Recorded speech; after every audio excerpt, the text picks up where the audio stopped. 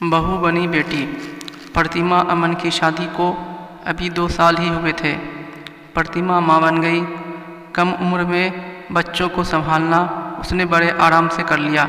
पर अगले 2 साल में प्रतिमा को एक और बेटा हुआ। घर में खर्चे बहुत ही बढ़ गए थे। अमन की प्राइवेट छोटी सी नौकरी, जिससे सबका लालन पालन सब ठीक ठाक चल रहा था। पर आगे बच्चों के भविष्य को लेकर अमन प्रतिमा थोड़ी चिंता में रहते थे। वह अपने बच्चों के अच्छी परवरिश देना चाहते थे। तभी कुछ दिनों बाद अमन को दुबई की कंपनी में अच्छा ऑफ़र आया। वहाँ पर अमन का सिलेक्शन हो गया। सैलरी पैकेज भी बहुत अच्छा था, पर सबको दुबई ले जाने का खर्च बहुत होता और अमन परिवार को छोड़कर जाना नहीं चाहता था। इसलिए वह इस जॉब को ज्वाइन नहीं करना चाहता था। प्रतिमा को पैसों की बहुत चाह थी, इसलिए उसने जबरन बहुत जोर दिया कि मैं यहाँ पे बच्चों को अच्छी तरह से पाल लूँगी और आप जाओ। समय समय पर बच्चों और मेरा खर्चा आप भेजते रहना। अमन मन मारकर चला गया। धीरे धीरे उसका मन दुबई में लग गया। बच्चों की परवरिश भी बहुत अच्छे से होने लगी।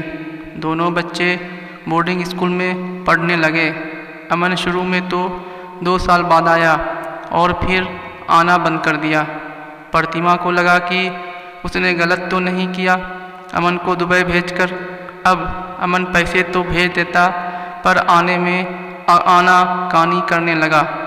धीमे धीमे वह बीवी बच्चों से मतलब रखना बंद कर दिया। अब उसकी एक गर्लफ्रेंड भी बन गई थी। वहाँ की नागरिकता लेने के लिए उसने उस लड़की से शादी भी कर ली। अब तो वह घर आना जैसे मानो भूल ही गया। प्रतिमा ने अपने बल पर बच्चों को पाला बड़ा किया और फिर बड़े बेटे की शादी कर दी। बड़ी बहू तो आते ही बेटे को लेकर अलग हो गई।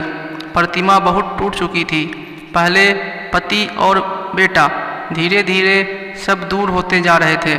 उसको कुछ भी अच्छा नहीं लगता था। उसका कोई ध्यान रखने वाला नहीं था। उसका कहीं मन नहीं लग रहा था। धीरे धीरे वह बीमारियों का शिकार होने लगी। समय के साथ साथ उसका शरीर जर्जन होने लगा। उसको अब बीपी और डायबिटीज़ की बीमारी भी हो गई थी। ऐसे ही चलता रहा। कुछ महीने बाद छोटे बेटे ने बताया कि मुझे एक लड़की पसंद है, मैं उससे शादी करना चाहता हूँ। प्रतिमा ने सोचा कि यह काम भी करके मैं अपनी जिम्मेदारियों से मुक्त हो जाऊँ और अकेले जैसे तैसे अपनी ज़िंदगी जी लूँगी। शादी भी बड़ी धूमधाम से बिना अमन के आए बीत गई। प्रतिमा को लग रहा था कि यह भी बहू मेरे बेटे सोम को लेकर चली जाएगी, और पर ऐसा नहीं हुआ। निया बहुत ही समझदार निकली। वह प्रतिमा का बहुत ही ध्यान रखती थी। उसको समय समय पर दवा देना, उसके साथ बैठना, बातें करना, अपने साथ बाहर ले जाना आदि सब बातों का वह पूरा ध्यान रखती थी। उसको एहसास था कि सोम के पिता ने माँ के साथ बहुत ही गलत किया, इसलिए माँ टूट सी गई है और बीमार रहने लगी। निया के ध्यान रखने से प्रतिमा अब स्वस्थ होकर खुश रहने लगी, मानो जैसे उसको बहू के रूप में एक बेटी मिल गई हो। दोनों बहुत ही घुल मिलकर रहती थी। धीरे धीरे प्रतिमा जैसे अपने सारे गम को भुला दी। 11 साल बाद निया माँ बन गई। अब बच्चे के आने पर प्रतिमा का समय कहाँ चला जाता था पता ही नहीं चलता था। वह बहुत ही खुश रहने लगी। उसको लगा कि मेरे जीवन में निया जैसी बेटी न आती तो मेरा क्या होता। निया ने भी प्रतिमा का अपनी माँ से बढ़कर ध्यान रखा।